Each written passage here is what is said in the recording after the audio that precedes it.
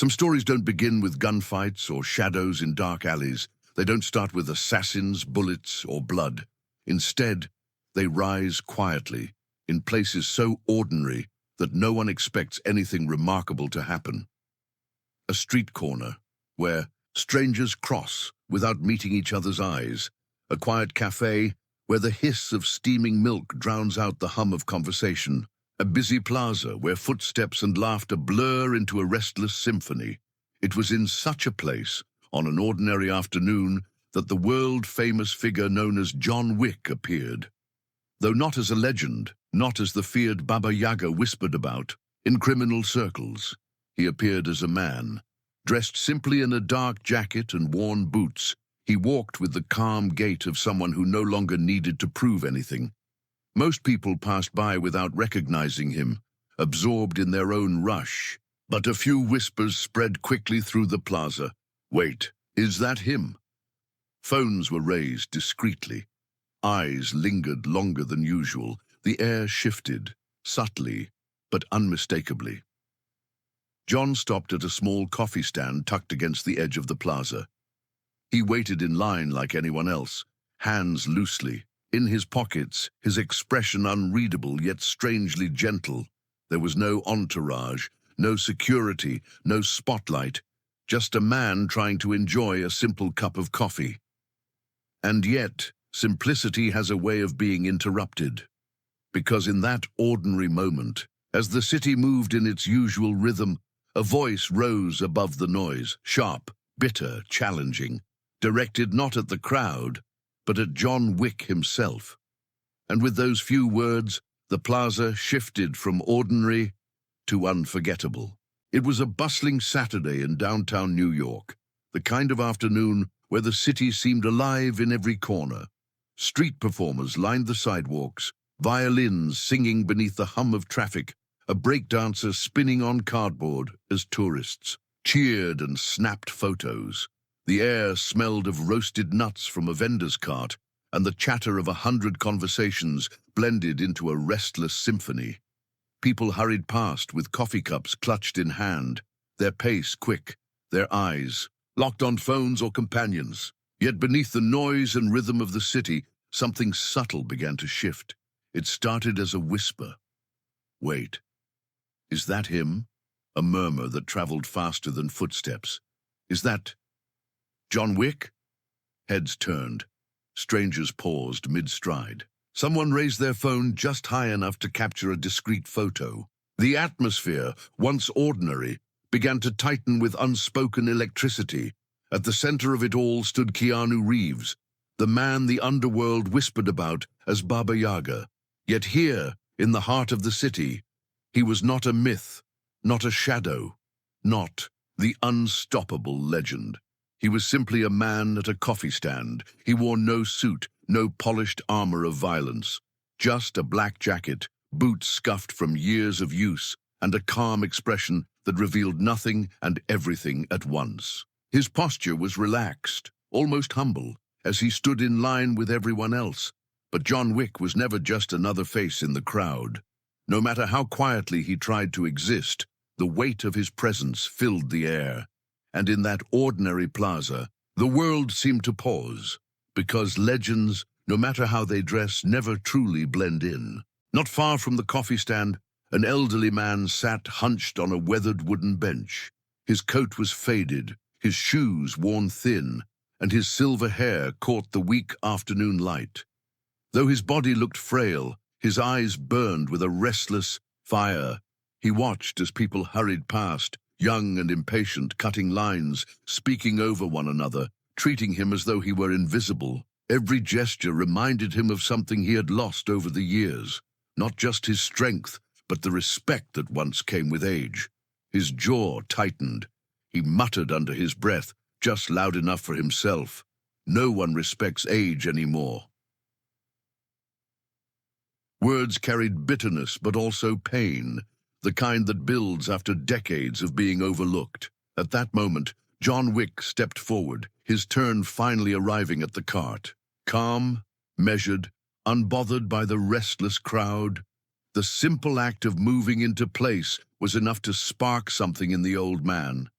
With a sudden burst of energy that startled even himself, the elderly man rose from the bench.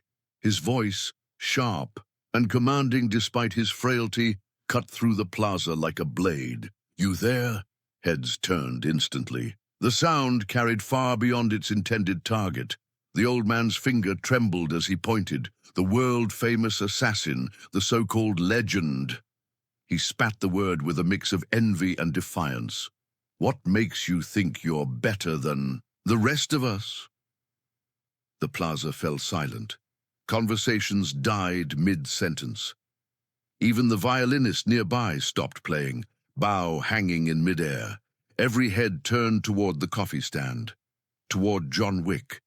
And in that heavy pause, the weight of the challenge filled the air. The old man wasn't violent, he wasn't armed, but in that moment his voice carried the weight of something more dangerous than fists or weapons, resentment sharpened by years of being overlooked.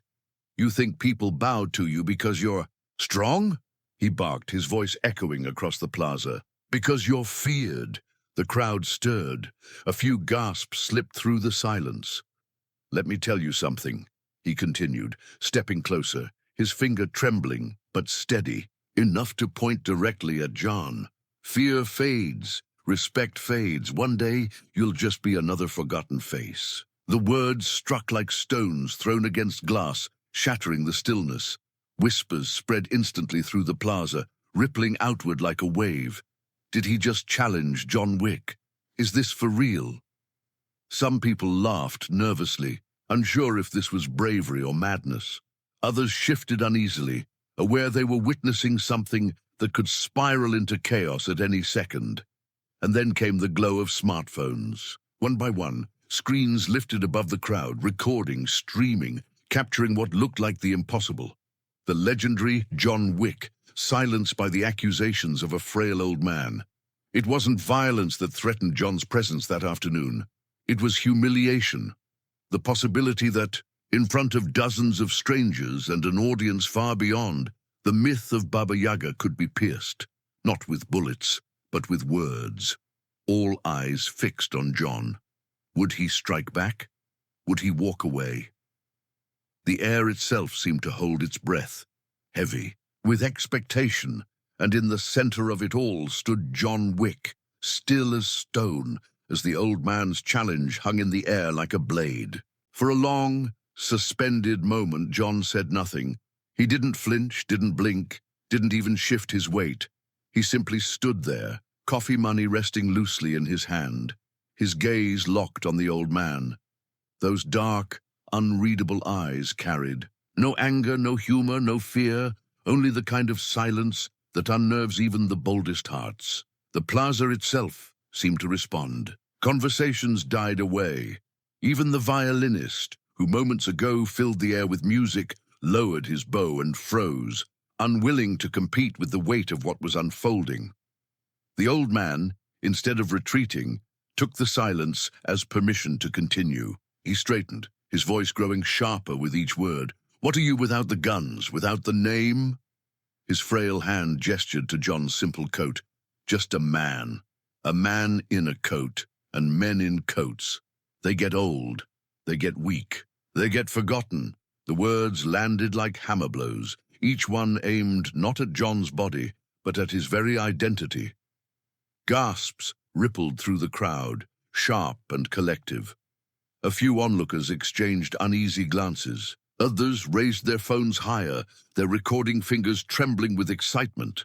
Everyone knew John Wick's reputation, the assassin who turned shadows into graves, the man whispered about with dread. Surely, they thought, this insult would be his breaking point. Any second now he would snap, a cutting remark, a flash of rage, perhaps even violence, but nothing came. At last, John Wick spoke. His voice was low, steady, and sharp enough to slice through the heavy silence of the plaza. "You're right." The two words struck harder than any shout could have. The crowd blinked in confusion. Murmurs broke out, uncertain, surprised. They had expected fire, rage, maybe even violence, but not agreement. Even the old man froze mid-step, his mouth hanging open, unsure if he'd heard correctly. John moved forward, each step measured, his eyes locked on the man with an intensity that rooted him in place. No threat, no aggression, just truth carried in the weight of his gaze. "One day I will be old," John continued, his tone almost reflective. "One day my strength will fade. These hands," he lifted them slightly, scarred and rough, "will tremble. My name will be forgotten, like all names are, eventually." The old man's defiance wavered. The raw honesty in John's words unsettled him more than any show of dominance could have. "But respect," John said, his voice rising just enough to reach the edges of the plaza. "Respect isn't built on fear. Fear fades faster than memory. Respect is built on how you treat people when you have nothing to gain." His words hung in the air like stone pillars, unshakable, undeniable. The crowd, which moments before expected blood, now stood utterly silent. No one dared interrupt. Even the phones lowered slightly, as if recording felt intrusive in the presence of such raw truth. John's gaze never left the old man, not angry, not mocking, simply steady, unmovable, and in that moment, the legendary assassin didn't feel like a myth or even a warrior.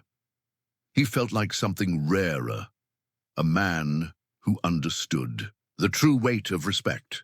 John let his gaze sweep across the onlookers, faces wide-eyed, waiting, holding their breath. Then, slowly, his eyes returned to the old man. "You think being strong makes people bow to me?" John asked, his tone steady, almost sorrowful. "No, strength alone doesn't last. Fear doesn't last." He took a step closer, lowering his voice but somehow making every syllable ring clear in the quiet plaza. "What makes people remember you is simple. Whether you lifted others up or stepped on them when they were down." The words struck the old man harder than any punch could have. His jaw tightened, but the fire in his eyes dimmed. A lifetime of bitterness and disappointment flickered across his wrinkled face. For the first time, he wasn't attacking. He was reflecting. The crowd leaned in unconsciously, as if afraid to miss even a single word. Phones were still raised, but the energy had shifted. This wasn't entertainment anymore. This was something far heavier. John's tone softened, dropping to a whisper that somehow carried to every corner of the plaza. "So if you feel forgotten, if the world doesn't bow when you walk past." The old man's eyes glistened, his shoulders sagging ever so slightly. "Maybe it's not because of your age," John said, his voice almost gentle now. "Maybe it's because you forgot what respect really means." The silence that followed was crushing but not empty. It was filled with unspoken truth. The old man lowered his gaze, his pride melting away under the weight of John's words. Around them, the crowd didn't cheer, didn't laugh, didn't gasp. They simply stood in reverence, as if witnessing something sacred. And in that moment, John Wick reminded everyone, respect is never taken. It's earned. The words landed with the weight of a hammer. The old man actually staggered back a single step, his shoulders trembling as though struck. Pride, so sharp only moments ago, began to fracture, replaced by something quieter, something far more human. The crowd no longer laughed. No phones shook with nervous chuckles. No whispers cut through the air. Instead, an unfamiliar silence blanketed the plaza. People weren't just watching anymore. They were listening. And then John did something no one expected. He reached calmly into his pocket, pulled out a folded bill, and walked to the coffee cart. The barista, wide-eyed, said nothing as John ordered a cup. Moments later, he returned, not with intimidation, not with judgment, but with a steaming paper cup of coffee. He placed it gently into the old man's hands. The elder blinked, stunned, his fingers curling slowly around the warmth of the cup. "No one here owes me respect," John said softly, his voice low, steady, carrying through the crowd without force. "But we all owe you dignity." The old man's lips trembled. His anger melted into something else entirely. Recognition, perhaps even gratitude. John's gaze didn't waver. "Age isn't weakness," he continued. It's history, and history should be honored, not mocked. The crowd stood frozen, many of them lowering their phones, ashamed of how quickly they had turned this into a spectacle. A quiet murmur of agreement rippled among them. The old man nodded faintly, lifting the cup with both hands as though holding something sacred. And in that moment, the confrontation was no longer about challenge or humiliation. It was about humanity. John Wick hadn't silenced the crowd with fear. He had silenced them with respect. The plaza erupted, not in nervous laughter, but in something far more powerful. Applause. It started with a single clap, hesitant, then another, until the sound spread like wildfire. Soon, dozens of hands came together, rising into a chorus of respect, not for a fight, not for spectacle, but for the truth they had just witnessed. Phones lowered one by one. Heads that once tilted with curiosity now nodded with understanding. Eyes that had sought entertainment now turned toward the old man with something he hadn't felt in years: recognition. The elder stood frozen, the paper cup trembling in his hands. His shoulders rose and fell with uneven breaths. Tears welled in his tired eyes, carving soft trails down weathered cheeks. His voice cracked, but in the silence between claps, his words carried. "Thank you." Just 2 words whispered, yet they carried the weight of a lifetime of longing, for respect, for dignity, for simple acknowledgement. John gave a faint nod in return. No smile, no grand gesture, just a small acknowledgement, subtle and sincere, the kind that meant more than any headline or applause ever could. And then, as effortlessly as he had appeared, John turned. His boots tapped lightly against the plaza stones. Step by step he walked away, his black coat blending once more into the sea of strangers. No spotlight followed. No fanfare lingered. He simply disappeared back into the crowd, as though he had never been there at all, yet the weight of his presence remained. The applause faded slowly, replaced by reflection. Strangers glanced at one another, softer now, humbled. The old man sat clutching his coffee, no longer invisible. And long after, John Wick vanished from sight. His words still echoed in the plaza, not about fear, not about legend, but about respect. That afternoon, no fists were thrown, no bullets fired, and yet the silence John Wick left behind was louder than any gunshot. He hadn't raised a hand, hadn't relied on fear or his infamous reputation. Instead, he reminded a city, reminded the world, that true power isn't measured in strength or shadows, it's measured in respect. The crowd that once reached for their phones now stood still, carrying his words like a weight in their chests. Strangers who had gathered for spectacle instead found themselves walking away with something unexpected: reflection.